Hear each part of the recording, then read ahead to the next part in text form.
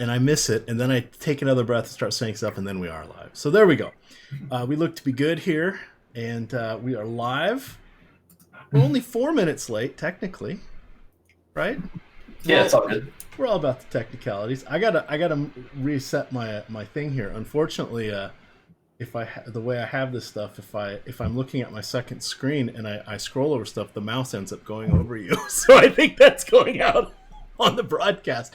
I need to find the Josh Engelman strategy of setting up monitors correctly. Who knew?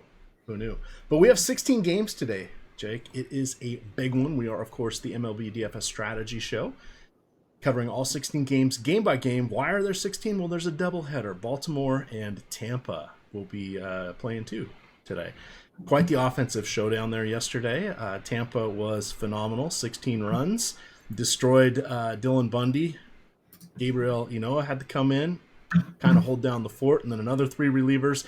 Austin Meadows, everybody's favorite $9 player over there on Yahoo, out with a tummy ache, but he's back in the lineup today, Jake. What are we going to do here? We have a game in Coors Field with 14 runs in the implied total right now. We have the Yankees on the early slate with the implied run total larger than it was yesterday when they were facing Aaron Sanchez. Now they've got Clayton Richards. We've got all sorts of goodness here. And FanDuel, of all people, is going with a 4-game early slate. And DraftKings is going with the 3-game early slate. Down is up is down. Cats and dogs living together. And then there was a phenomenal game last night, tribute to one Tyler Skaggs.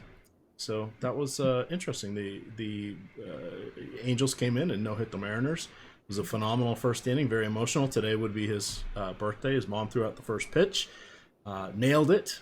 Pretty impressive. She was former softball coach, I believe. But with that kind of pressure, all those people on there and under those circumstances, pretty impressive that she got it right in there. So a special moment there. I liked what the broadcasters did at the end, kind of letting just the play speak for itself. Kind of one of those moments where this is why we watch sports. Cool things can happen. Yeah, man, it was a really cool night.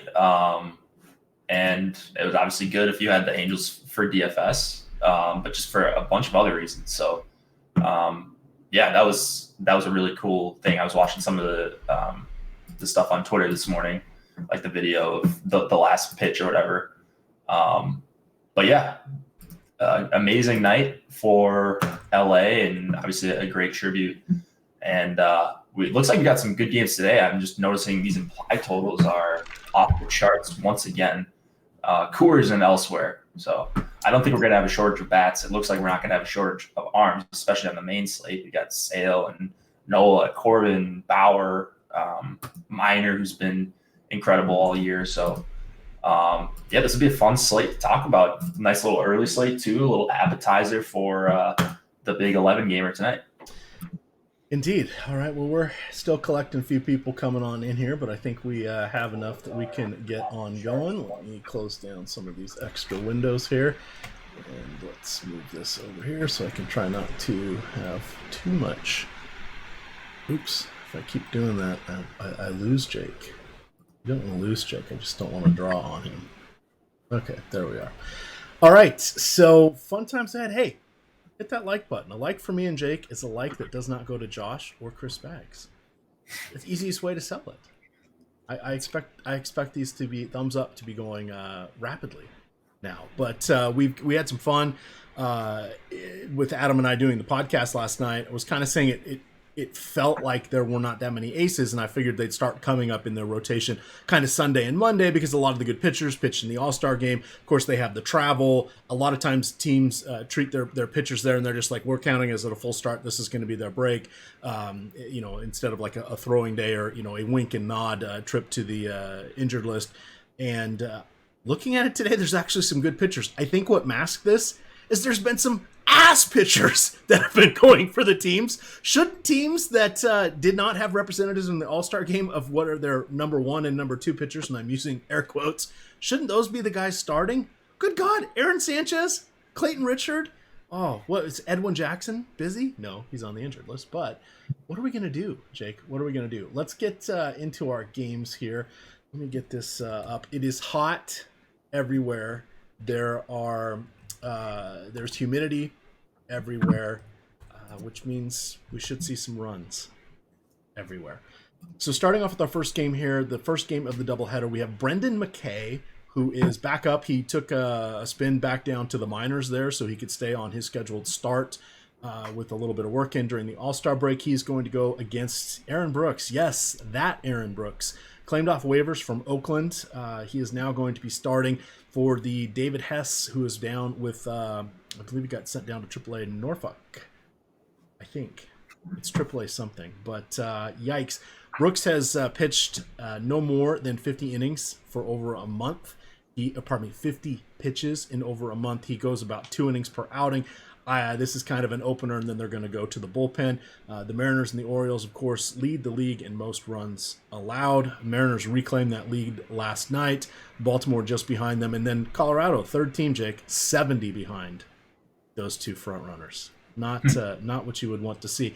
But there still is a relatively fresh for this game set of arms in the Baltimore Oriole bullpen because they only had to use a few last night. But it's a doubleheader today, so it's hot. It's 85 degrees right now and just getting warmer. So McKay, Brooks, crossing Brooks off. Now what do you want to do with McKay? The youngster, massive strikeout rate in the minors. Made that leap, though. Skipped AAA. Made the leap up to the majors. Almost had a perfect game through 5 or 6 or a no-hitter. And he didn't really get a strikeout in any of those games. So what do you think? Are the strikeouts coming? Can Baltimore coax the strikeouts out for him? No, I think the strikeouts should probably be here. He's probably my favorite guy. I would be surprised if he's not the raw point leader once we get projections. And I don't think it's going to be that difficult to get McKay in my lineups. Just looking at some of this pricing, and you look at the pitcher pricing elsewhere. So he's probably my favorite guy. Just a guy you'd expect to get a bunch of swings and misses here. And yeah, it's a righty heavy lineup. In fact, all right-handed hitters here for Baltimore. So maybe the strikeouts, not a great expected strikeout matchup, but I think neutral at worst. And I think McKay is one of the better pitchers on the slate. So for 9K here, and soft pricing across the board, even on the Yankees, who have a massive implied total.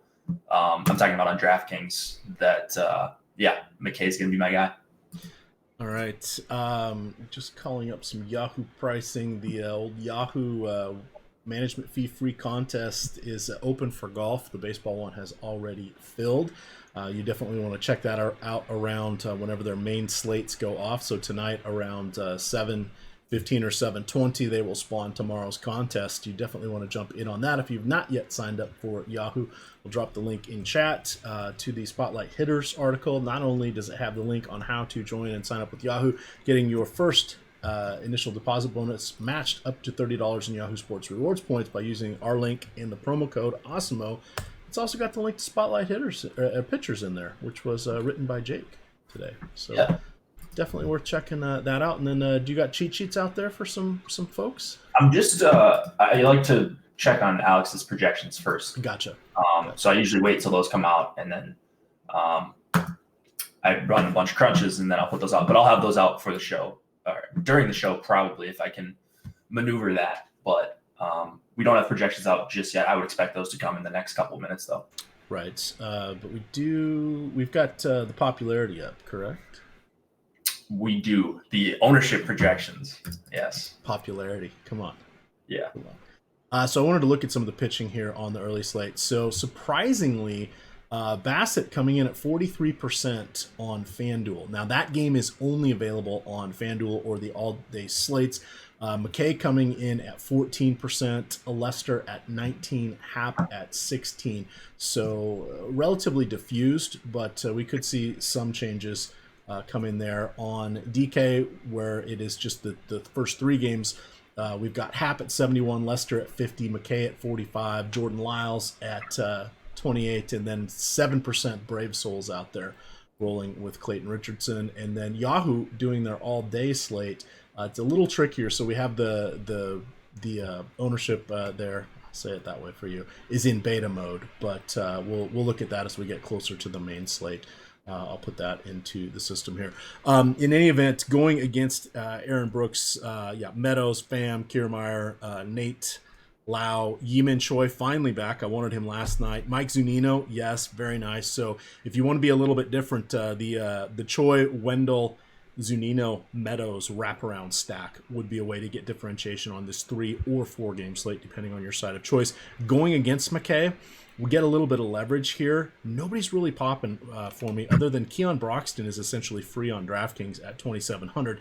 He's priced like that for a reason, but if he gets on base, there is a chance he can steal against Zunino. Any hitters intrigue you at all as we wrap up our first 1 o'clock here? Yeah, you mentioned Meadows, just basically Tampa here. I would think they're going to be either 1 or 2 with the Yankees as far as my favorite stack. 6.6 plus implied total here. If you guys want to look at Alex's totals that he comes up with, which I would suggest you do, MLB.lineups.osmo.com. You can bookmark that as your lineups page. That gets updated as lineups get updated. So that'll be pretty quick for you. Looking at FanDuel pricing, it looks like the Rays are also super cheap. And then on Yahoo, they are crazy cheap as well. So just the Rays across the board. If I was going for a bat against McKay, it would probably be Mancini, which I don't think is, an off the board call or anything, but it's going to be a ton of Tampa, a ton of Brendan McKay for me on this early slate. And that's what makes the most sense here, and it's relatively obvious from this one. Now, this is where leverage comes into play, because obvious means that's where everybody else will be. It's a highly variant sport here. So if we can get different, we want to get different. Clayton Richard has not been good. That would be an understatement. On the season, 43 innings, a 6.23 ERA, 1.6 whip, only 9 home runs in those 43 innings, which, would work out to, leading the league if he went a full 200 innings. Just 21 strikeouts in those same 43 innings, 18 walks. Yikes. That's not helping him one single bit. Now, we know that he is not great against righties, but lefties, same-handed matchups, and this has been interesting. So his last 464 lefties faced since the beginning of last year, he's allowed a 370 WOBA, 176 ISO, and an almost 18% walk rate. Righties have gotten him a little bit, not as much power, surprisingly, with righties going against him, but there's always somebody on base. So who cares? A single, bases clearing double, something like that. Those things are all definitely in play. My preferred choice would be Judge LeMahieu and Gary Sanchez. They're all spendy, as well they should be. Nobody on DK is less than 4,000. We do have Luke Voigt coming back from the injured list. The other kind of sneaky thing, if you want to be different with the Yankees, Didi Gregorius, solid against lefties. Brett Gardner can hold his own, and he can get on base. And oh my gosh, if he gets on base, then he's got LeMahieu, Judge, Voigt, Sanchez, and Encarnacion coming after him. Chance for him to score. So your differentiation plays would be those lefties. I think you want to gird yourself with as many Yankees as you possibly can. Adam and I talked a little bit about strategy. It's kind of hard because if you want to spend on those guys, where are you going to save on pitching? Well, you're not going to take the pitcher against them. Even I wouldn't do that in this matchup. So that's where the little bit of the trick will come in, and we'll have to see how that works out. Going with J.A. Happ, 6,600 on DraftKings. That feels like a nice price point there, Jake. Yeah, I mean, he's kind of the obvious guy that I don't know if I'm going to be able to get away from. I think just very clearly the best value on the slate. We've got Lester priced at 10K and Miles 8,500 with the big implied total against him. Happ hasn't been great this season. He's been okay, but he's just super obvious here in that he's got the best chance to get a win. Minus 263 favorite. I mean, just a massive favorite. And it's not like I want to target a bunch of bats against him. I mean, I think on a slate like this, you could go with a Vlad Guerrero or even I don't even know who else you'd want to target against him. Maybe Grichuk. If you wanted to play 1 or 2 guys against Happ, I don't think that's a bad idea to differentiate. So that's something I'm probably going to play around with towards the end of the show when we're crunching for this. But he's too cheap, and he makes way too much sense on this slate because I want to play a bunch of Yankees bats, including LeMahieu at the top, who's 5,300. All right, let's continue on. Let's go to our lone 2 o'clock game. This will be where we say farewell to the DraftKings early slate. We have Jordan Lyles going against John Lester. I mean, Lester at 10,000 is an option here. We have just 6 to choose from on DraftKings. Jordan Lyles, I'm not really interested in going against the Cubs. It is going to be nearly 90 degrees in Chicago today. That's a 1 o'clock local start. Looking at about 50% humidity, which is up there quite a bit. The Cubs bats would be intriguing. Perpetually underpriced Kyle Schwarber would be the first guy I'd look at. Anthony Rizzo would be the second. After that, anything you're going with is going to be a counter move against the Yankees bats. Looking at our pitchers here, Jake, amongst this duo, any interest in superseding Happ or McKay on the 2 pitcher sites for you? The only interest is just that it's ownership. So I'm actually really intrigued to see how much Lester I end up on, because it's not going to be 0. I mean, on a 3-game slate with Clayton Richard and Aaron Brooks on the slate.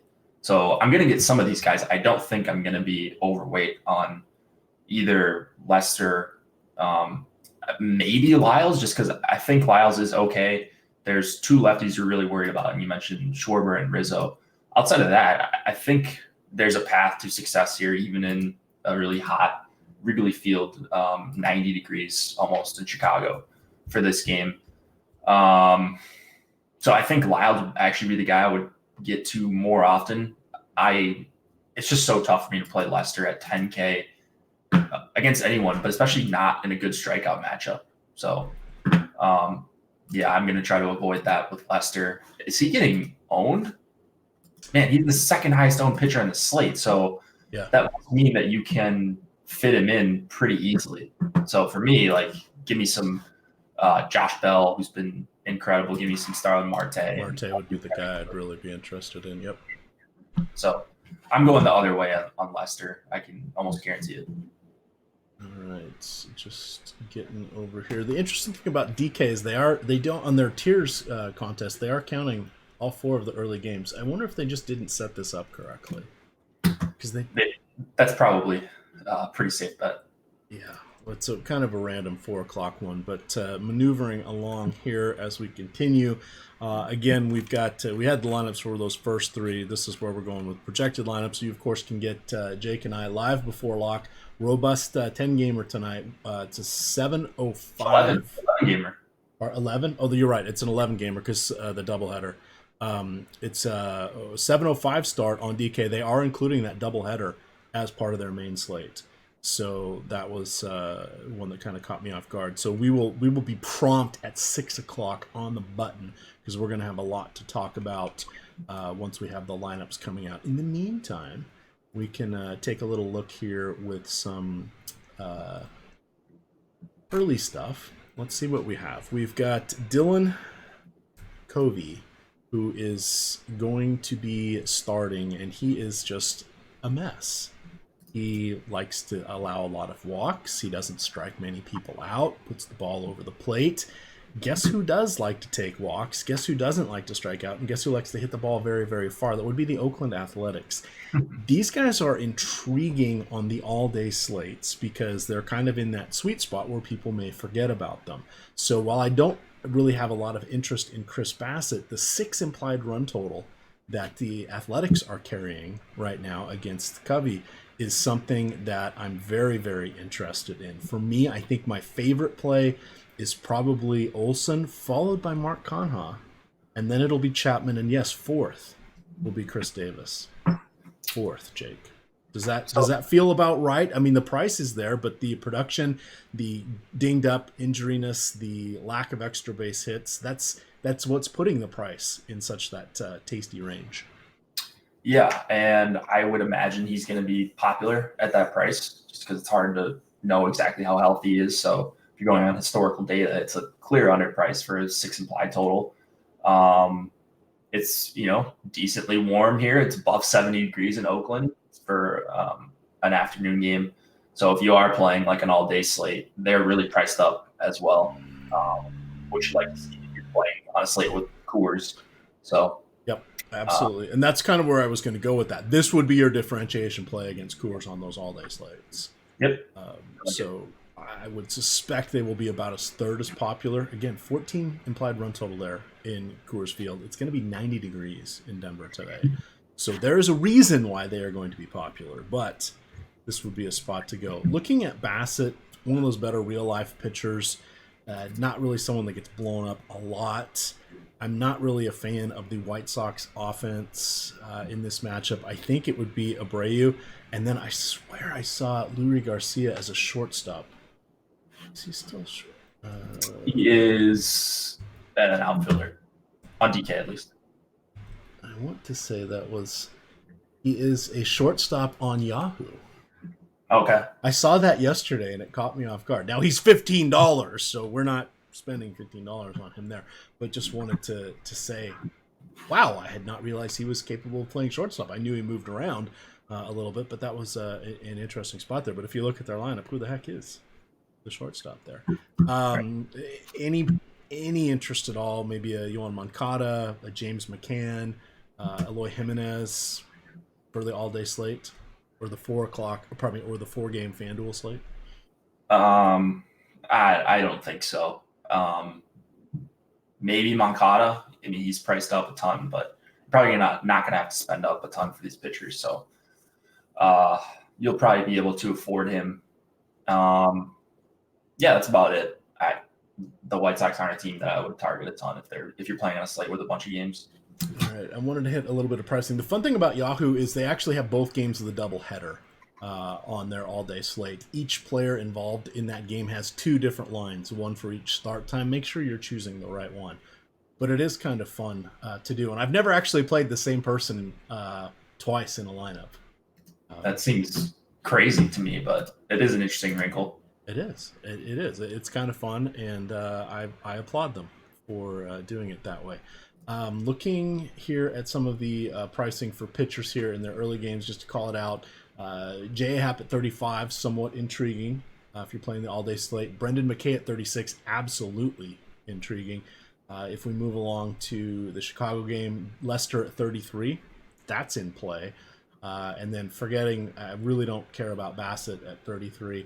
And then we're going to get to the game again. This is the little sneaky hidden gem, the 6 o'clock game, which is only on the all-day slates. And I'm surprised nobody's launched an express slate for the 4 and the 6 o'clock games. But they hadn't as of this morning. Perhaps they will as they get a little bit closer. But this one's intriguing as well. Noah Syndergaard on Yahoo, $45 going against Miami. Jake, dream matchup. This one is in Marlins Park. I do like him there for any slate starting that includes him. Yeah, it couldn't be a better spot really for Syndergaard. The question is always efficiency. I mean, he gets the pitches. It seems like he gets the good matchups all the time, but doesn't often put it all together based or relative to how owned he is always. So I'm kind of glad this one's not on a slate that I'm going to be playing, because I know he would come up like in an optimizer play at 8,100. It's just a really good price for a pitcher who's talented and a good matchup in a good park. Like, couldn't be better here. So he was a guy I would play if I was playing the all-day slate, but that's really the only thing that I'd be looking at here.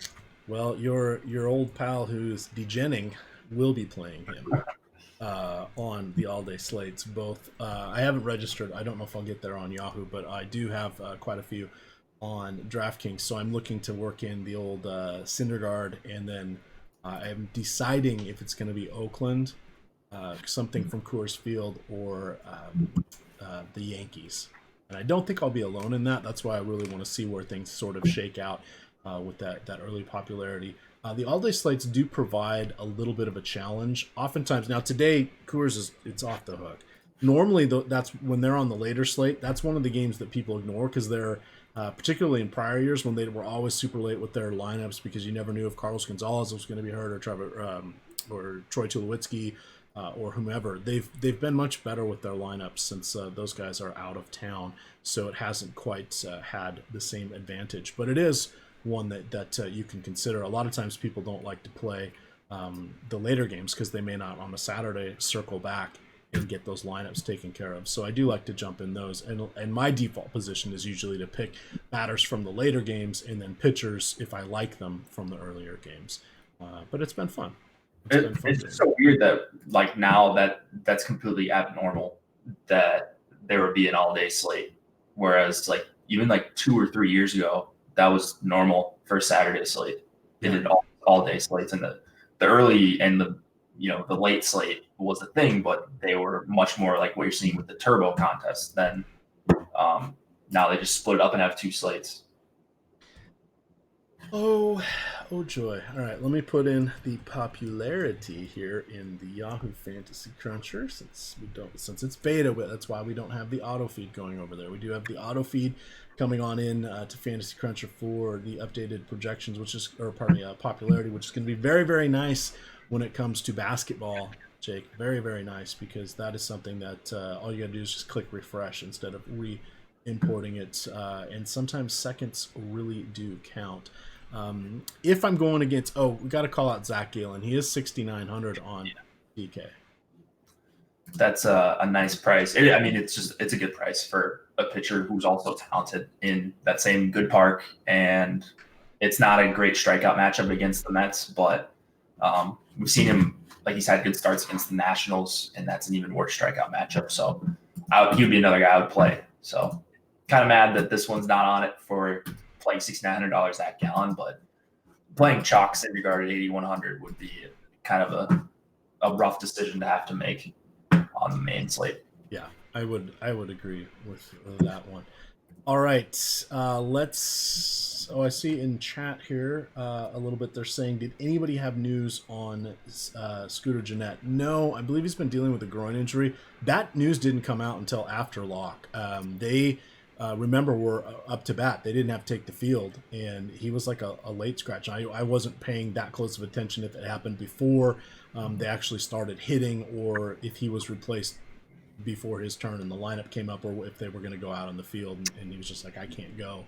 But that caught everybody off guard. That'll happen, I don't know, once every 3 weeks or so in baseball. It doesn't happen often, but because there are so many players, it still does happen from time to time. But usually we have a pretty good heads up on those. So that one was kind of surprising, as was because I had him on 4 out of my 10 teams on Yahoo last night, and I had Austin Meadows on 4 of 10 teams. So not a good night for me on Yahoo. Not a good. No, I mean, was it an okay night overall? No, I actually lost last night. I lost about $100. Very sad. Very sad. Shout out to my best Twitter enemy, though, Finn Hater, Seth. What did he do? He got 7th on Yahoo. He got 6th on the big giant FanDuel contest that we've been trying to win tickets into for that. I think he won like $2,500 there. And then he said he got 2nd in the $50 single entry. I don't know if that was on Yahoo or FanDuel or DK, but he had a pretty good night. A lot of Angels. He actually went to bed before the Angels game was over, so I'm sure he was sleeping with one eye open looking at his phone. But yeah, I had a bunch of Angels too, so they kind of brought me back. I think I was close to being profitable in that awful $6 without having a lineup in the top 100. Really? So it was just annoying, because if it was a decent payout, I think I would have like 2 or 3x, but I ended up winning like 1.25 ROI or whatever. I guess 25% ROI on the night, so that's fine. But that payout was so bad. But it's not like you could put it in somewhere else on DraftKings. Like, there were no other tournaments that were playable, at least in my range of what I like to play per night. So just frustrating for a number of reasons. Yeah, those high-end ones, or not high-end, but the large dollar, they're so darn top-heavy. Was it like 100? It was 100K to first. That was the one that was 100K to first, right? Yeah. So if I remember correctly, like 12th was $500. I think, yeah, because I remember 10 people or 10 entries got $1,000 or more. So top 10 got $1,000. After that, it was I had two lineups in there, did not cash. That's okay. I don't even know what the cash was. It was probably $9. 1.5x. Brutal. All right. Checking where's my little timestamp here? It is 30 minutes in. There we go. So that is where we're going to start talking about the main slate. 11 games. Hey, guess what? We're going to talk about Tampa Bay and Baltimore again. This time, it's for real. We've got Tampa Bay coming in at a 2-1 favorite. It's Charlie Morton as one of the most expensive pitchers across the board this evening, going against John Means. John Means, all-star John Means, 8,400. Means is somewhat intriguing. Again, not really thrilled with this weather. It'll probably, let's see, this will be a 7 o'clock start. It'll probably be in the upper 80s as the mercury starts to come down a little bit. It's been hot and humid here in the DC area. I think our overnight lows have been in the mid 70s the last couple nights. So it's really just kind of summertime here on the East Coast. But Means going against a team that does have some of their better hitters as lefties, particularly in Meadows and Choi, as well as Joey Wendell, and coming in on a doubleheader here. So this will be one to keep an eye on. Meadows may not play both. He was a little sick yesterday, came out of the game early. He is starting the morning one.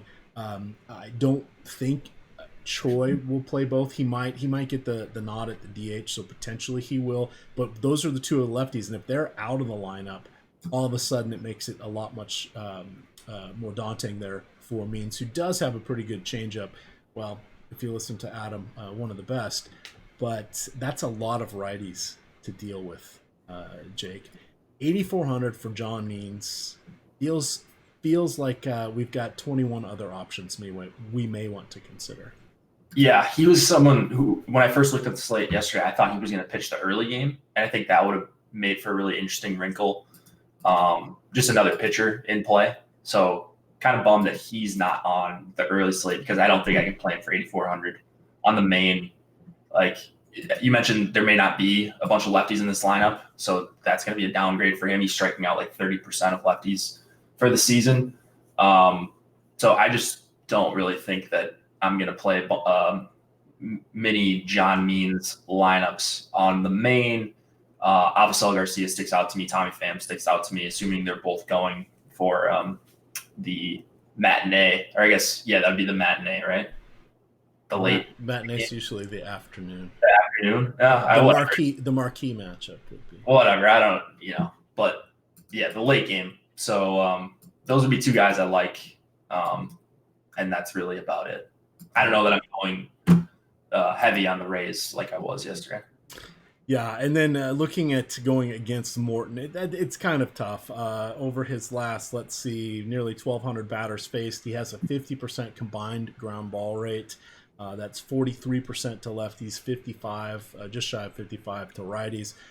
He allows a fair amount of hard contact, but hey, no fly balls, tick under 30% combined. So the power to righties, non-existent. He has a 260 WOBA, 102 ISO across his last 600 righties faced, striking them out at 25% of the time, striking out lefties 34% of the time.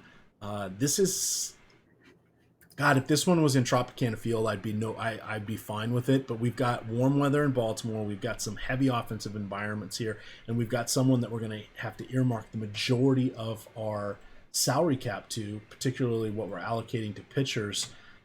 What are you thinking here for Charlie Morton? Because there's decision point number one. Would you be surprised if he was more than 5 to 7% on DK? I don't know if he's going to be that popular right now because of the doubleheader. We don't have him in the projections, right.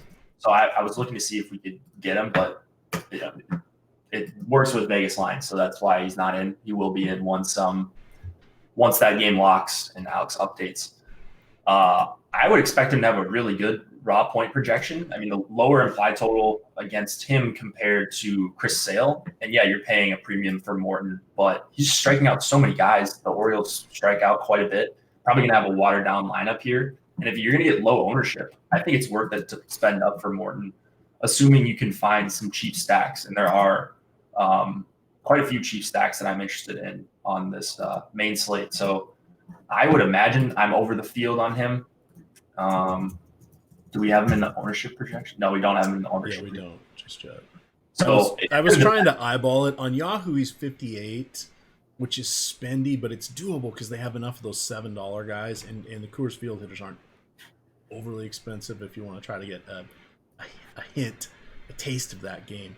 So potentially on Yahoo, because I'm running 10. I feel like he should be on 1 or 2. And to me, that feels like I'll probably be at least 50%, if not double, everybody else on it. Because I suspect he'll come in around 11, 12 on Yahoo. Yeah. It's harder to tell. Sorry, I keep cutting you off. It's harder to tell on DK. A little more position flexibility. People, it's harder. I have a harder time reading it on DK than I do Yahoo. So we'll see. We'll tune in at 6 o'clock to see if I'm right or not with my assessment of somewhere between 11 and 14% on Yahoo for Charlie Morton main slate. If it comes in that he's 25, then you should change what you think about him, as you should with everyone. As the information changes, you should adapt with it. So, we might be surprised. He might be 5%. He might be 25% ownership. So that's going to make a big difference as far as what I do with $11,800 Charlie Morton. Yeah. All right, so we spent a little bit of time on that one. We're going to have to spend a little bit of time on some of these key pitchers here. The next one coming up, going against your Minnesota Jakes. Speaking of Jake, we've got Jake Odorizzi coming off the injured list. 7,700 going against Cleveland. It is going to be 80 degrees, so that's a little bit different. Just 80 in Cleveland. Of course, humidity's all the way up to 70%. Wind coming in at 7 to 11. Oh, hey, by the way, 7-Eleven day. If you missed it, you missed your free Slurpee 2 days ago. But wind coming in from center. Trevor Bauer, 10,800. I had him in my placeholder lineup for the main slate. But then I didn't really like what else was coming around it. I was just trying to see if I earmarked that much towards pitching, what could I get from the Coors game? What could I get from the Angels and a couple other spots here? It led me to a lot of St. Louis Cardinals. So we'll get to that. But talk to me here about Odorizzi and Trevor Bauer as we start to get into the interesting pitchers. Yeah, I think I like Bauer quite a bit. I just love how he misses so many bats and he goes really deep. His last 3 games, 114, 107, and 127 pitches. So he's got as long of a leash as anyone.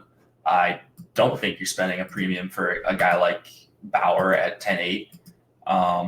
So I think if I'm pivoting off Sale and I'm not getting up to Morton, it's because Bauer projects out so well.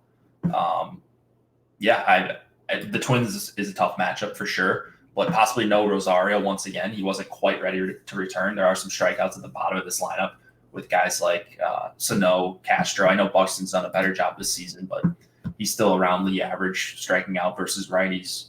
I like it for Bauer. I don't think I'm going to be targeting a bunch of Twins. And then Odorizzi, he's another one. I don't think I'm going to quite get to him with any regularity on the main slate just because it's an okay price. I don't think it's a great matchup. It's not a great strikeout matchup for sure. A lot of power from the left-hand side especially, and really hitter-friendly weather in Cleveland. Yeah, the humidity kind of mitigates the not quite 90-degree temperature there. One thing I do want to point out is that he was out with a blister issue on his finger. So we never know. Those could pop up. They may not. He's had 11 days off. He last pitched against Oakland on the 2nd. He has faced Cleveland once this year. He managed 11 strikeouts, 1 hit allowed. It was a solo home run. But 7,700, he may end up on a few teams. We'll have to see. As we look towards the hitters here, how do you want to attack Odorizzi? He's, was reverse splits for a long time in his career, meaning righties were better. Changed his pitch mix, started working more on that change, and now he's, let's call it neutral. But it's different than what his whole track record has been. Now, Cleveland can get super lefty if they want to, because of course they have their three best hitters are all switch hitters in Lindor, Santana, and Jose Ramirez. They're all better from the left side. Then you can put in Jake Bauers. You've got Kipnis, 3,500 batting cleanup. There's your cash game catcher. And then you've got Bobby, all the power in the world, Bradley, but all the holes in his swing. This potentially could be a both sides of this game. Let me go look him up on Yahoo. But how are you feeling about your namesake going against your namesake? Yeah, I think I like Cleveland bats here quite a bit. There's a few that pop out to me, and they're basically the top six. So I have no problem stacking up Cleveland here. They're one of those cheap stacks I like to get to, whether you're playing Bauer or you're trying to spend up for Morton as a way to differentiate off of Chris Sale. So I kind of like this lineup construction with um, one super expensive pitcher, the pitcher 10K plus range, and man, Bauer's getting half the ownership of Sale. I don't know if I agree with that. I think that they should be closer in their ownership, but um, I like all these Cleveland bats. I think they're just underpriced in general with or under 5K leading off. Ramirez under 4K, and then the secondary pieces like Bowers and Kipnis. Santana, I don't know. He'd probably be a primary piece for me, but 4,500 for him. Nothing really not to like from a pricing perspective, and they're going to allow you to get to some expensive pitching. All right. Shout out to the UPS guy that dropped something off and has my dog going wacky. So we'll see. See if she calms down on her own. Where is my wife? She should be down there. All right. Let's. This will be the third time Bowers faced the Twins. Been adequate. You mentioned high pitch count. Your pitch per dollar is reasonable there. But our pivot is going to be in the next game. Matt Boyd, 90 degrees in Kansas City, Missouri. Did you say Missouri or Missouri? Missouri. That's what I thought too. I don't know why people say Missouri. Do people actually say that, or is that a joke? No, they do. Oh. Excuse me. Sorry, coughing fit here. We've got Matt Boyd, 11,100 going against Kansas City. Boyd's been pretty good this year. This will be the third time he's faced him. 16 strikeouts in 11 innings. I got to go see what my dog's doing, but talk about Matt Boyd here. Yeah, Boyd's been absolutely fantastic. I think he's going to be, it's either Adam or Lofty says, victim of the slate. So he's 11-1 on DraftKings. He's $45 on Yahoo. I did see that. So over there, I think Boyd is definitely a guy you should be targeting. KC kind of gone back closer to their pesky ways. They're probably going to roll out a righty-heavy lineup here.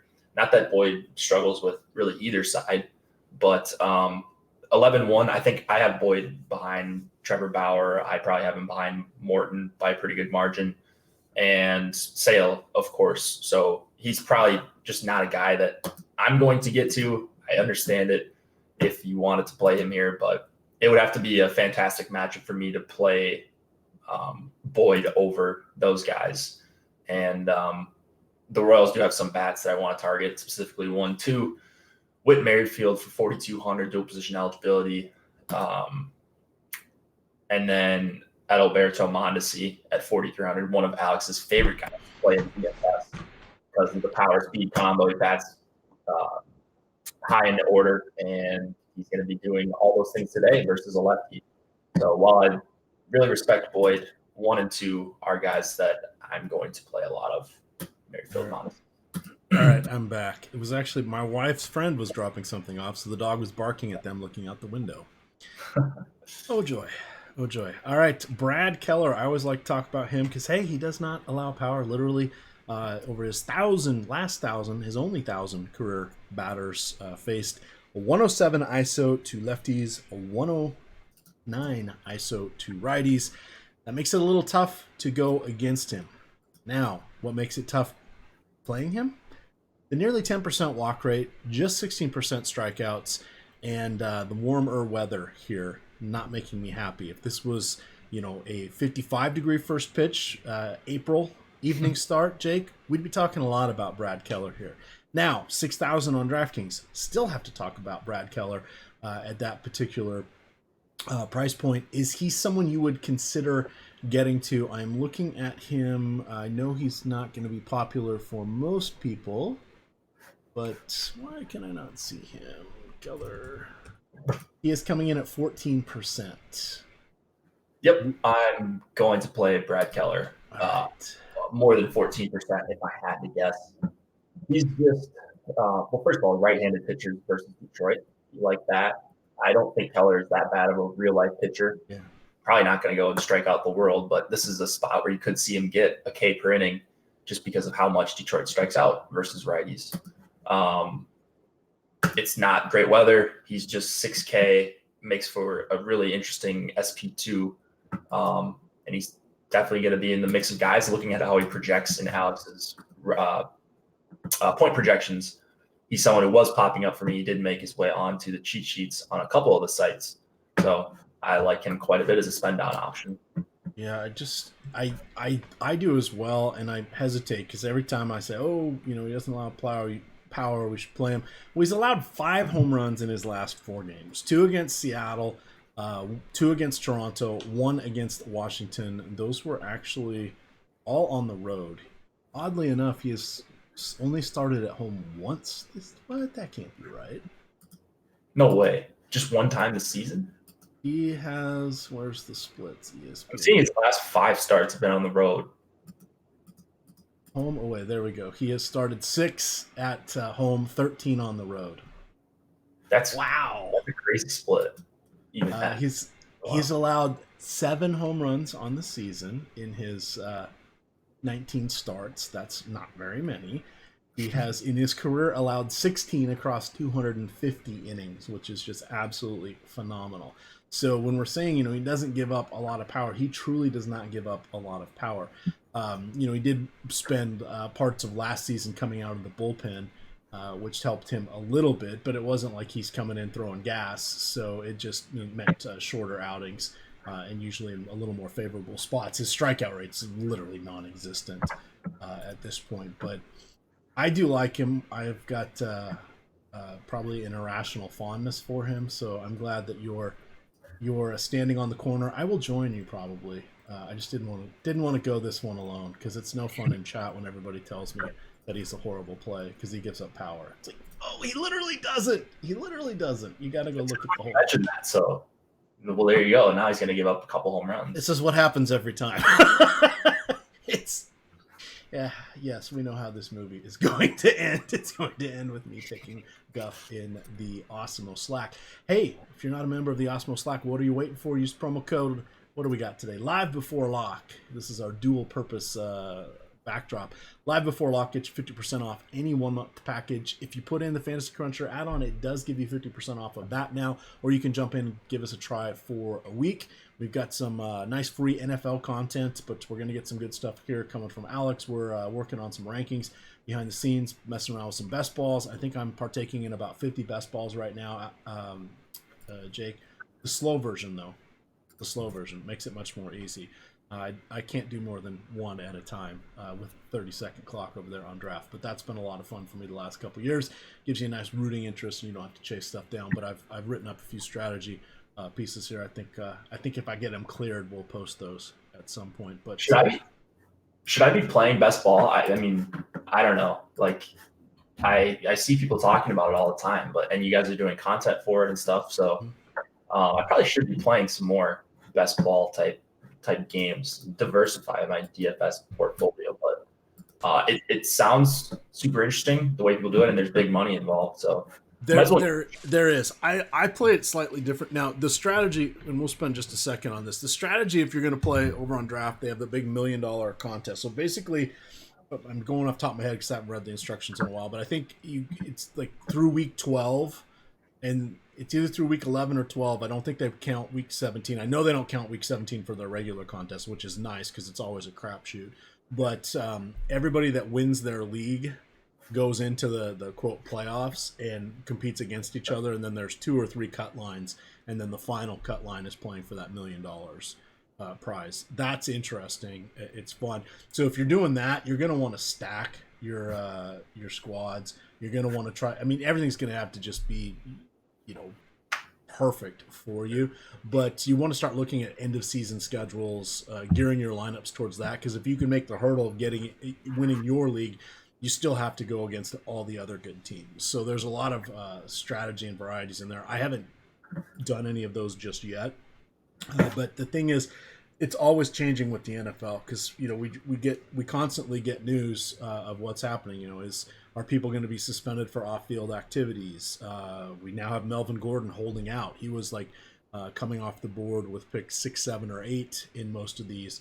And now he's talking about holding out. We've seen how that goes. He has 2 capable backups, and we know that San Diego is not one to give in when their players hold out. It's just their friend, San Diego. Los Angeles Chargers, let's just call them. Can they just move back to San Diego? For the love of God, can they just go? Everybody wants it to happen. Let's just go back to San Diego. So those are some interesting strategies. I play it a little differently. A lot of people going for that big one. They'll have 2 quarterbacks, 2 tight ends, and hope nobody gets hurt. I've learned with basketball, and this will be my 3rd year doing NFL, it is a battle of attrition. Everybody gets hurt. You've got bye weeks, and that's where I usually gain my edge is I plan for my bye weeks, and I make it so I will play 3 quarterbacks. I will take 3 tight ends.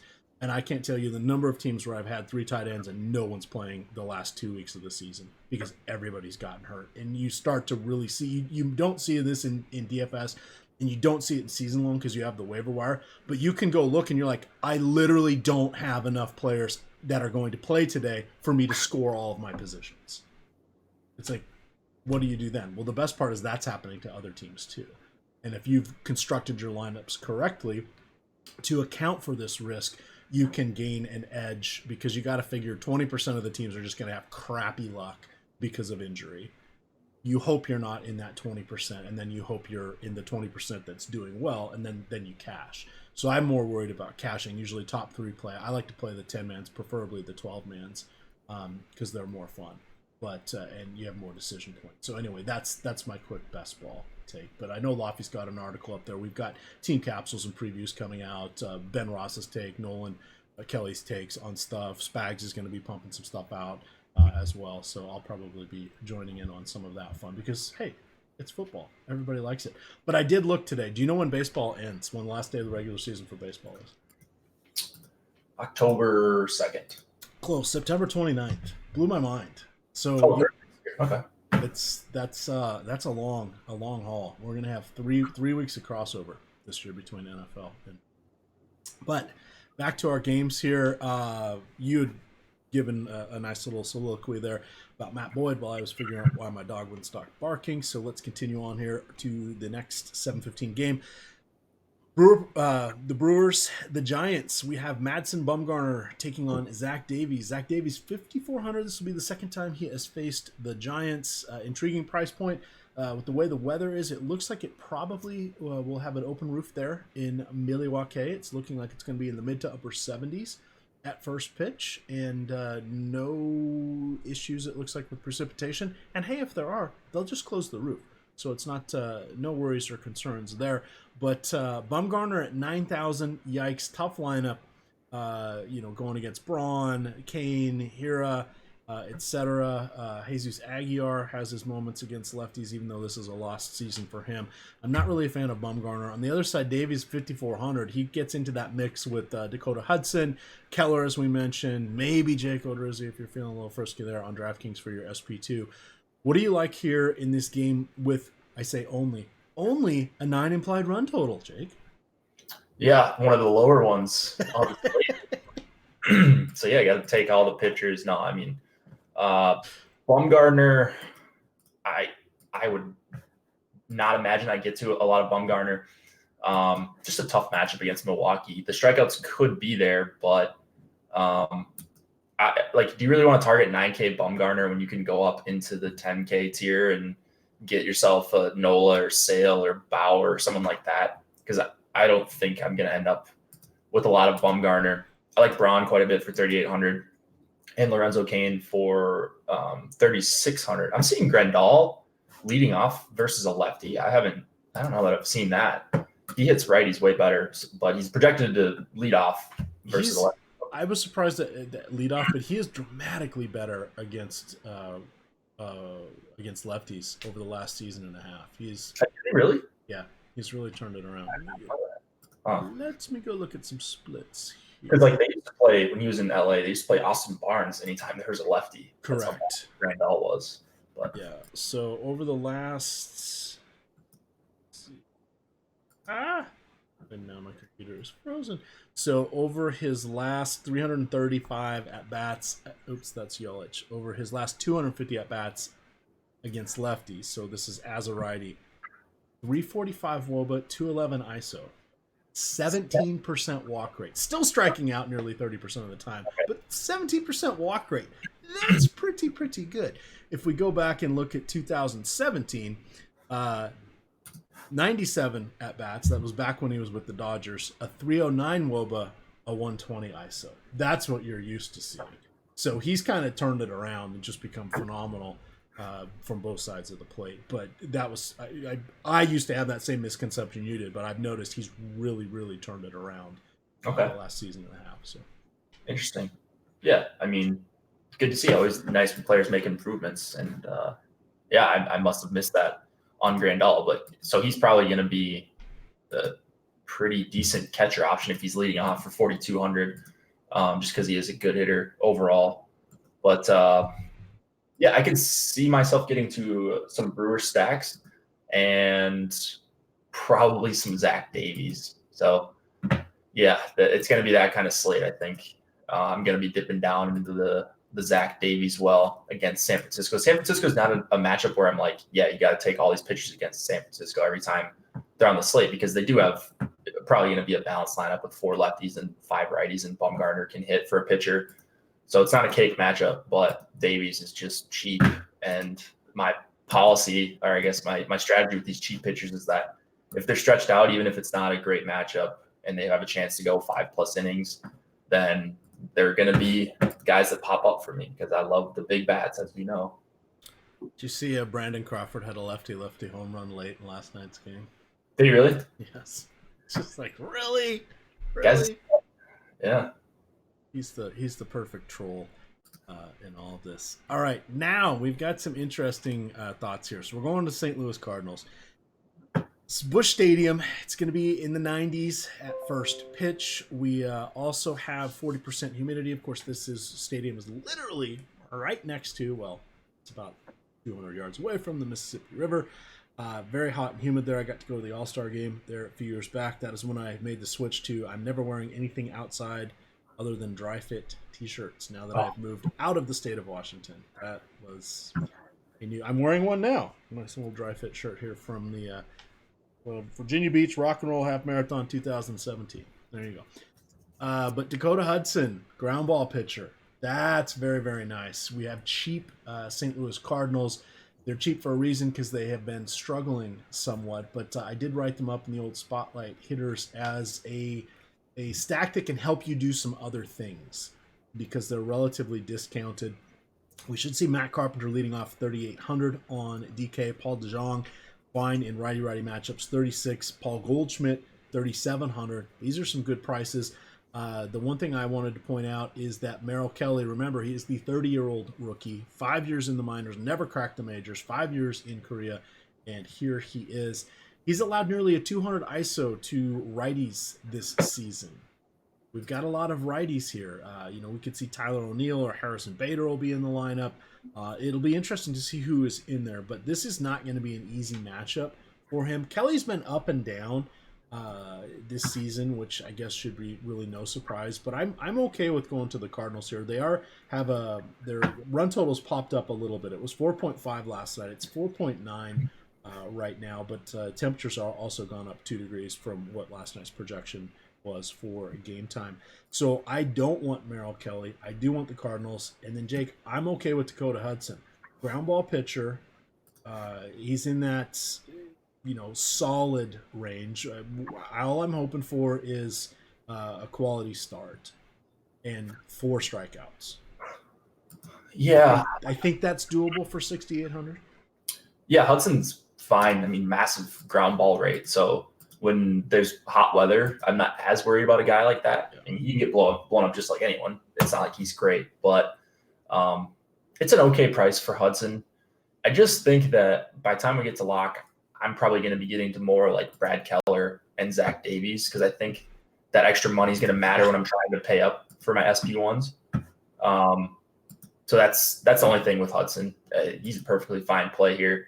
Not someone I want to target against a ton, but I like the call on the Cardinals righties versus Merrill Kelly.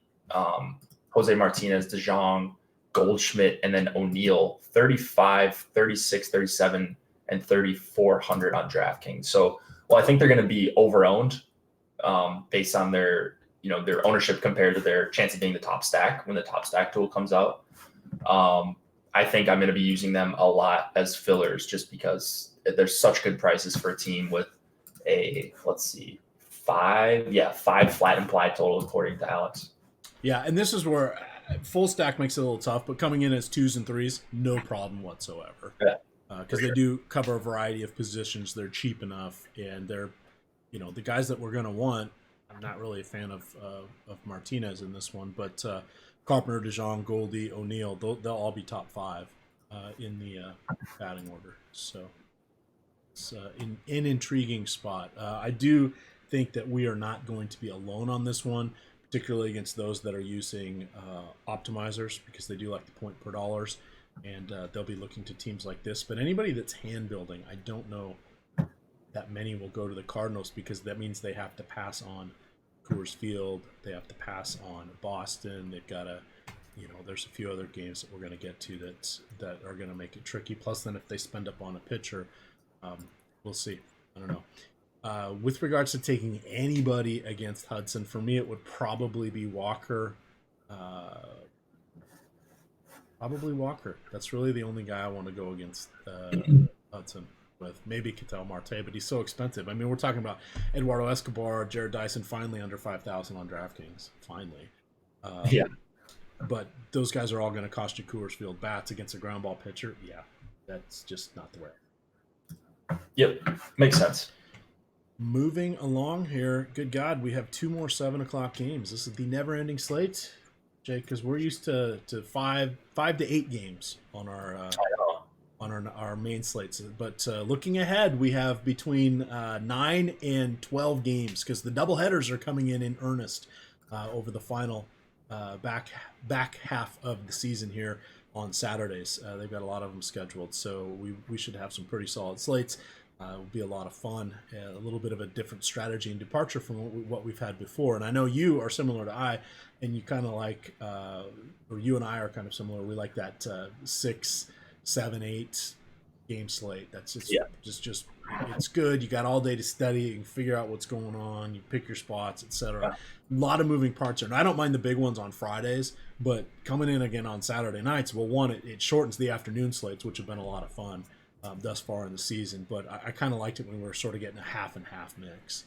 But in any event, different strategies, so we will approach that a little bit differently. You can catch us. We're going to go up promptly at 6 tonight because we got to cover 11 games. The Dodgers in Boston, potential World Series matchup? I don't know. Will Boston be able to hold up their end of the bargain? We shall see. But Chris Sale, 10,500 going against the Dodgers. The Dodgers do get a designated hitcher, which will help them, and maybe Dave Roberts won't muck with his lineup as much. But I don't really care because I don't want to take anybody going against Chris Sale. Any leveraged Dodgers you would consider, and would you consider Sale against a difficult lineup such as the Dodgers? Yeah, I mean, you have to consider Sale at 10-5 on DraftKings. Let's see. On FanDuel, he is 10-7, and then on Yahoo, I think he's the second most expensive pitcher. He's actually priced less than Charlie Morton. Yeah.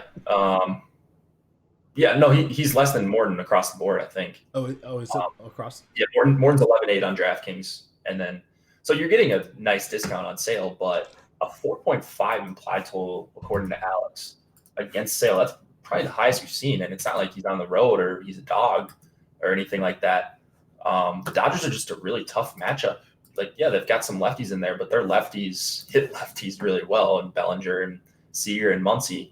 So it's not a very easy matchup at all for Sale. It's going to be one of the tougher ones he's going to have all season. And I get the price. He's probably more of an optimizer play than anything. I don't know that I'm going to get close to where the field's at right now at Sale, even though he projects really well. Man, I just don't think I'm going to get to 40-ish% Sale, which is what he's at right now. Yeah, that's going to make it a tough one. He's also very popular on FanDuel, coming in as the top option, double Bauer, Teheran, who we'll talk about, Nola, and Lucchesi. So, but it's still only on one of 4 lineups. So it's not like he's kind of the massive overbearing guy. So I don't think leverage against him will do a whole lot. And who the heck would it be? Really doesn't feel that great. Justin Turner, I like. Turner, okay.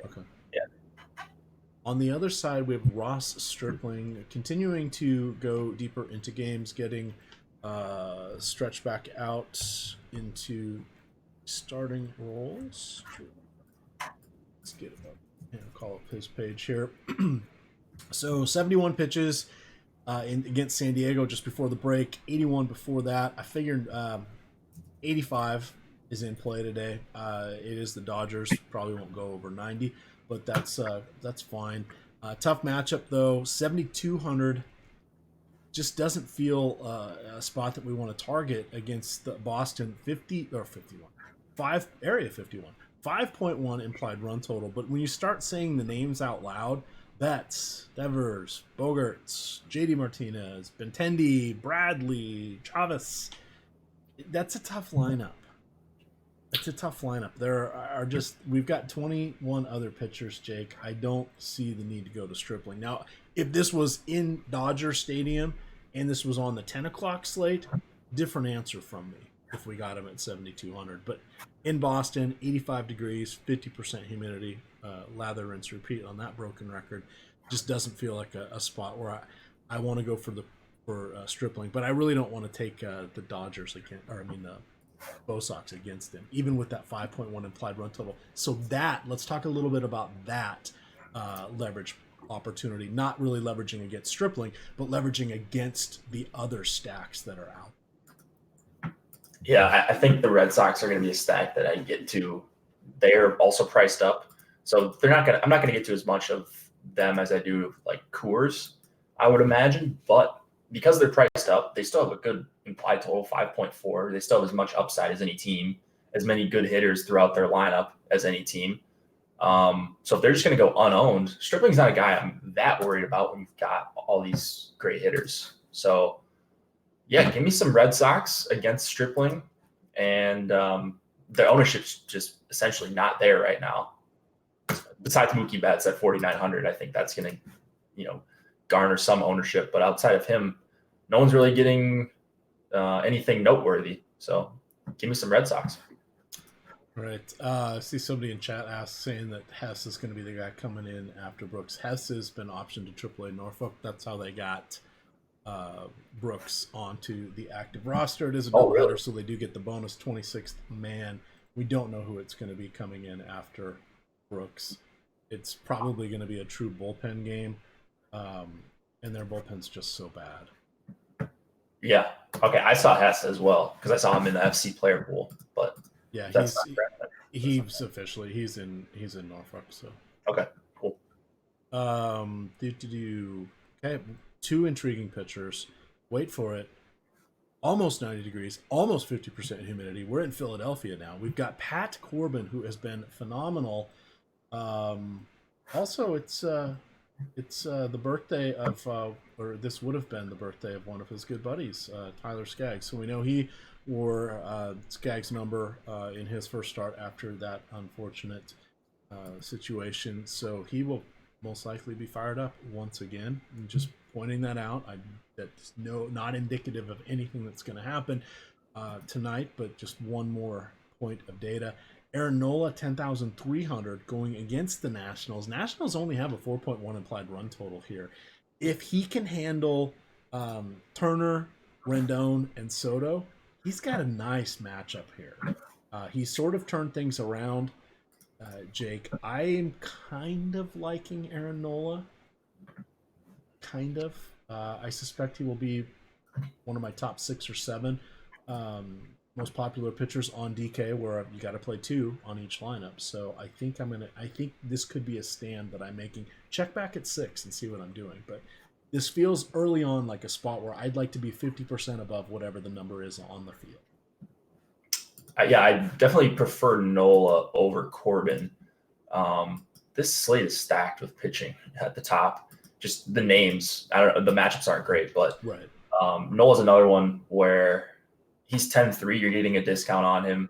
It's not a perfect matchup at all, but some of these talented pitchers are going to overcome their matchups. And I think Nola's got as good of a chance as anyone.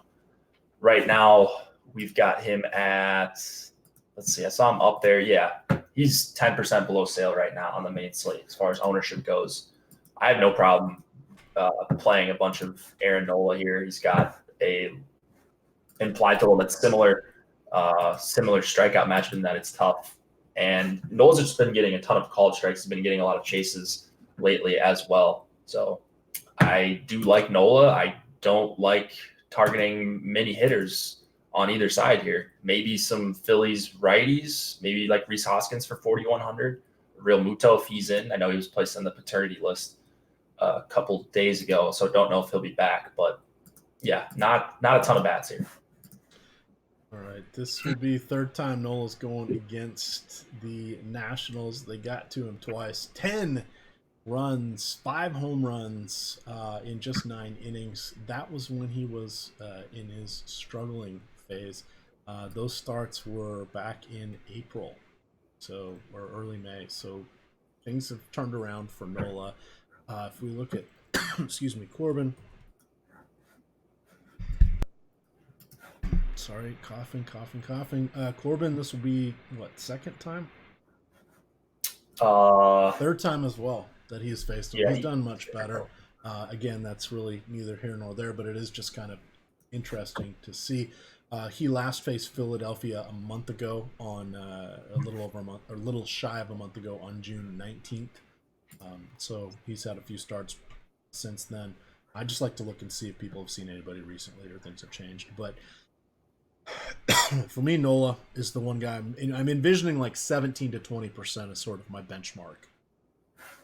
Okay. Yeah, that's fair. Corbin, yeah, not much. He's just way overpriced, I think. All right, we finally have made it to the 8 o'clock games. So, but there are only 4 left. So this is a shorty at night. We've got 3 8 o'clock games and 1 9 o'clock game. So 4-game or 2-game late slates, depending on your site of choice. We have Wade Miley, Mike Minor going to do battle in Texas. We have a pedestrian 10.5 implied run total. Boy, that would have had us doing cartwheels. 18 months ago, Jake? Yeah. But it's going to be 92 degrees in Arlington. We've got a 10 to 12 mile an hour breeze blowing out to right field, 50% humidity, which is a little higher than what we normally see there in Texas. So this is some nice hitting weather. We've got a couple lefties on the mound that do a pretty good job of mitigating damage. Of course, we would have thought that Garrett Cole would mitigate some damage last night. I guess he did. What did he have, like 11 strikeouts and 3 home runs allowed? Yeah, just classic 2019 start for an Astros pitcher. Verlander just love doing that kind of thing. So these guys, late slate only.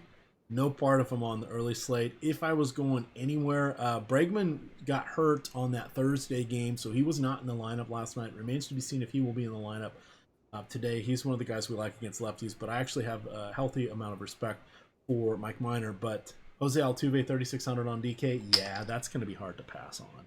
And Robinson Chirinos, if in the lineup, 3,300, but you do have to play a catcher. He's going to be someone who's interesting. But that's really it for me on the Astros. Yeah, I was looking at maybe getting to an Astros stack here, but just because of the way they're priced, it's not going to be a secret with Chirinos and Altuve, Bregman, I think underpriced, may not even be in the lineup.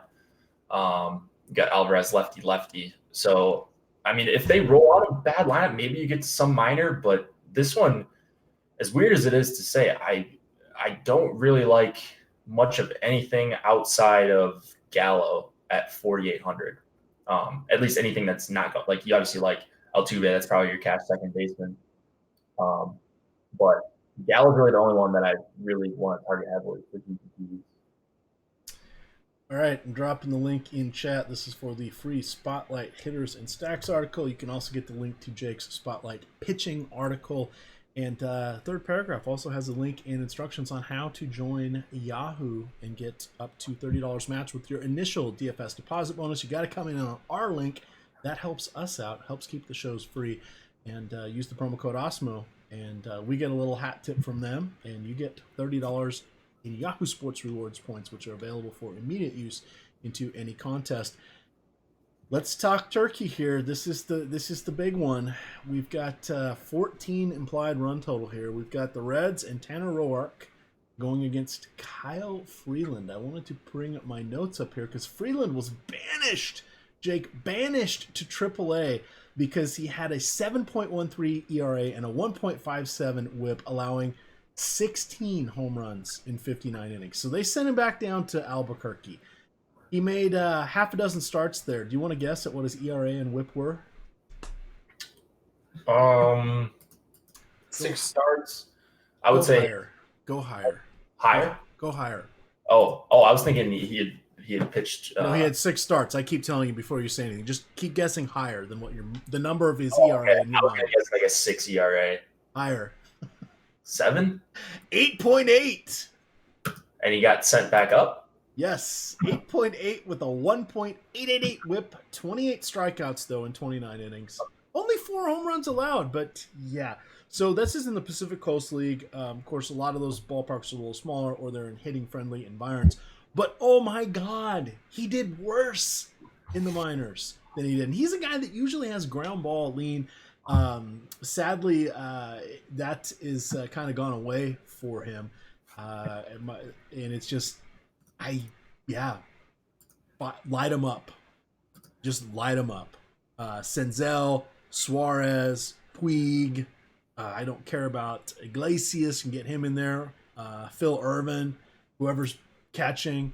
This is an amazing spot because wait for it. They have a 6.9 implied run total. Nice. What would you like to do with the Reds? And is your guy, Eugenio Suarez, going to be your favorite play of the night? Oh yeah, I mean that's the lock of the century, right? For a home run. No, I mean he would probably be my home run pick if we could pick Coors. But yeah, I mean Freeland's he's been bad at the major league level this season. The ground balls have gone away, the home runs have gone way up. So you've seen that happen with some of these Coors pitchers. They're not defying physics this season. But yeah, you mentioned Suarez and Puig. Outside of that, there's not like lefty mashers, quote unquote, that you would be targeting here. But just a guy that's not been good at any level this season in Freeland. So you mentioned the Reds have that 6.9 implied total. Alex has them at a half run higher, even 7.4. And then the Rockies at 7.5 on the other side. So I just looking at the projections based on how these guys grade out as values, I know the ownership's going to be there, but I'm going to be all over both sides of this Coors game. Yeah, that one is just amazing. On the other side, we have Tanner Roark, who's been struggling against lefties. So since the beginning of last season, he has allowed I wrote that down wrong. A 3.55 WOBA. I wrote ERA, but that's actually WOBA. I'll correct that in a second. A 192 ISO, only 33% ground ball rate. Love all of the lefties that the Rockies can put out there. And when healthy, they have a ton of them. So we should see Blackmon, Story, Murphy, McMahon probably will be in the lineup. That feels good from that standpoint. And then Story and Arenado, both of them have above a 220 isolated power against righties this season. Feels like this is going to be the game of games. We tried it last night. We had the Battle of the Grays did not really work out for us, but this one feels like it's going to make up for last night's lack of offense and then some. Yeah, I mean, these Rockies lefties, I would say Dahl and Murphy, especially Dahl, probably going to be my highest exposed guy tonight. I think he was last night as well, and this is, I think, a better spot. So, yeah, give me all these Rockies. These are probably my 2 favorite stacks on the slate. And then everyone else is going to be secondary after that. So if the ownership starts rising, I'll have to adjust. But right now, I don't think it's at a spot where I need to worry about starting to get off of either one of these 2 teams. So, yeah. I mean, price is really going to be the only thing, and they're really, at least on DK, not that expensive. Let's take a peek. Let's just talk about them on the other sites, just since this is going to be one of the most important games we have. If we look at FanDuel pricing, FanDuel, adequately priced up Blackmon. That's really it. Dahl at 39, really? Murphy at 37, McMahon at 32. Those are all heavily in play. On the other side, Senzel at 41, Suarez at 4, Puig at 38, Iglesias buy one, get one at 3.3, and Scoots Magoots at 3.3 if he's in the lineup. Yeah, there's your double stack. Yep. Doesn't seem like a fun night to play on FanDuel. No, it's just going to be chalk fest. And then scoring to the old Yahoo price. We have Blackman at 27. That's a good one. Dahl at 21. Make you think there. Story at 26. Nolan Arenado at 18. Yeah, I'll be playing Nolan Arenado. Daniel Murphy at 17. That's pretty solid. McMahon at 12. And then you've got Senzel at 19. Suarez at 16. Do you want Suarez at 16 or Arenado at 18? Suarez at 16. Right. And then Iglesias 10. Scoots Magoots 10. Phil Irvin 11. Yeah. We're going to be playing a lot of Yahoo action on this game. So you now know where everything's going to be concentrated. Now, if you have these stones to go the other direction, because as we saw last night, that doesn't mean they're going to score all the runs in the world. You're going to get massively different from the rest of the field. That feels a little good, I think, Jake. Yeah, I mean, are you talking about going the other direction? Going the other direction and not playing this game. Okay, not playing the game. Okay, I was thinking like you're playing one of these pitchers. No. There's crazy, and then there's effing insane. Agreed. I'm okay being crazy. I don't want to be.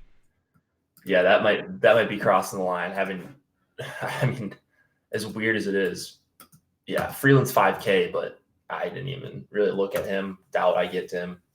So no, not with an 8 ERA in the minors.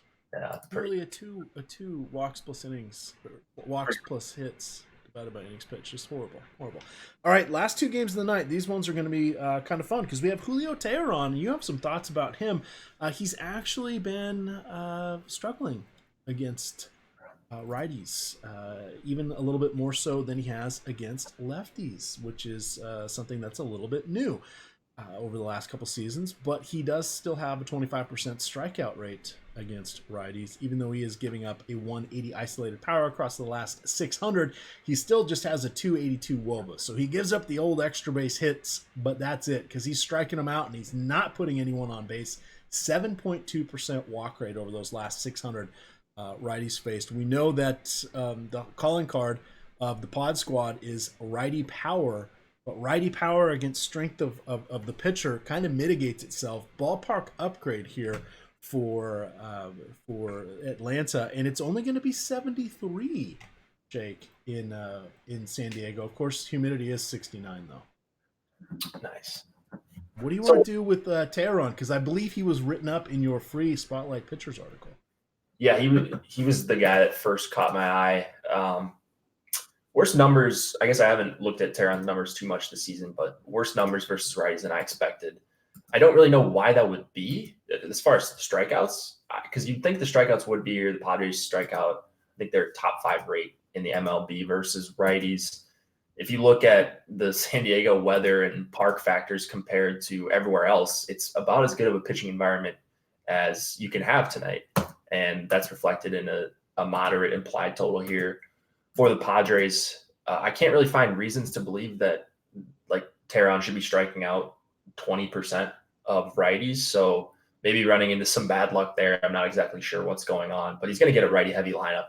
So he's done an okay job limiting base runners and stuff like that. So 6,600 for Teheran here is fine. I would expect his ownership to come down actually. Like, I don't think he's going to get to 30+%. I think some of these other options are going to come up a little bit, like Davies and Brad Keller by the time we get to Slate lock. So if he's still at 30+%, once we get to lock, maybe I start to change my opinion. But if he's in that 15 to 25% range, I'm probably okay getting around the field on Teheran. On the other side, Joey Lucchesi is drawing the start. Last night we thought it might have been Chris Paddock, but they're going with the lefty here. Not an easy matchup against Atlanta under any circumstances, but he is $38 on Yahoo. That's somewhat intriguing. Atlanta coming in with just over a 4 implied run total. You did mention this is one of our better pitching environments. I like him at 38 on Yahoo. I do not really like him at 9,900 on DraftKings. Yeah. That's a really tough price to get to. I think I'd rather play Minor than Lucchesi. The Braves are just, first of all, not a good strikeout matchup. They're a really dangerous team, and I don't think Lucchesi is that great. Like, I don't think he's quite a 10K pitcher just yet. And then you look at his pitch count. He's got over 100 pitches one time in his last 7 starts. So all that probably takes him off the table for me. I like Donaldson, as you saw the double dong last night, 4K going up against the lefty. Riley's priced down, and then Albies usually grades out pretty well, even when he's batting 7th or 8th. And that's taking out the obvious guy, and Acuna leading off for 47. So I like Braves bats here. All right, final game, the 9 o'clock hammer. We've got likely Wade LeBlanc. They've been putting an opener in front of him, but they've said potentially he's going to start this one. It's the Mariners. Who the hell knows? Who the hell cares? Because you got a lefty going against Mike Trout. Upton, a little bit dinged up, but Upton against lefty is phenomenal. Anderson Simmons just fine. Pujols got a day of rest after the All-Star break. Not sure how that worked, but Wild Boar was in the lineup last night. I expect it to be Pujols tonight. And again, this would have been the, I think, 29th birthday there for one Tyler Skaggs. So expecting another emotional evening tonight here for the Angels. This is 80 degrees at first pitch, 50% humidity. I think the Angels are definitely a really good stack. I wrote them up last night. I wrote them up again tonight. And they are fine on the main slate as well as that late game slate. But Ohtani's the other guy that I think people overlook in lefty-lefty matchups. And Wade LeBlanc not going to scare anybody.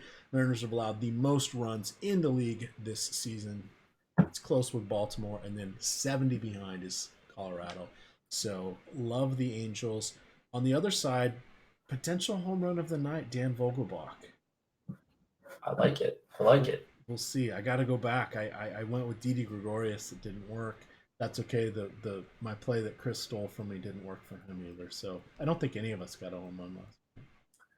What are you expecting for Harvey's pitch count here? Well, thank you. Harvey coming back off the injured list. I don't know. He's 4,600, so that starts to become somewhat intriguing. So let's just guess, and we'll know more tonight. But we've gone for about an hour and a half here, so let's just guess. Let's say it's 50, 5-0, and he's 4,600, and he's going against the Mariners, who have a 4.7 implied run total. Does that put him in the mix? Like, no. You're going to get 3 innings from him tonight. Yeah, no, not 3 innings. No, I'm good on Harvey then. And I don't know because I didn't dive into that one, but I don't think it's going to be a lot. 4? Does 4 do it for you? Because I don't think it's going to be 5. Fully healthy, I don't think he goes 5. Yeah, he's not good. First of all, if he was going to be able to go 5, then that would be a spot where I'd probably play a $4,600 pitcher, even if it's Matt Harvey. So I like the Vogelbach call. The Angels' prices haven't come up, and they've got a huge implied total here. It's at 6 right now. Alex doesn't have a total yet for this game. I would imagine it's going to be pretty high, though. Upton at 4K is ridiculous. Trout at only 5,200 is crazy. I think Shohei Ohtani's probably underpriced at under 5K, even lefty-lefty. There's going to be a ton of balls in play. LeBlanc striking out under 15% of righties. Yeah, nothing not to like here about the Angels. The only thing I don't like about them is this game's not in Coors Field. So I'm going to get overweight on some of these bats, probably Trout and probably Ohtani, but I don't think I'm going to be overweight on the stack. All right. That is going to wrap it up for us. You can catch Jake and I again at 6 o'clock here. We will have the lineups for all of the games on the main slate. Again, it's a robust 11-gamer, but they're all going off in the first 2 hours. So this should be a fun night to watch baseball. It'll feel like a full slate of NBA where you never know where you're standing because all these games are happening at the same time here. So it should be a good time. If you guys have not yet signed up for Osmo, use the promo code LiveBeforeLock. Get 50% off any 1 month package. And then we got a bunch of free content. NASCAR tonight. It's an impound race, so we should know later this afternoon where everybody's coming out of technical inspection. But we have a free article and strategy guide on the front page. You'll also see the spotlight hitters and pitchers articles from Jake and myself. We've got some cheat sheets up there for MLB. We got you covered. And then Nolan and Ben have been working on the NFL team previews. So I think they're about halfway through all of them. Those have been fun to read as well. Yeah, I really like reading through those. So you guys should check those out if you play season long, if you're doing best ball. Definitely would recommend checking those out. They're free too, so why not?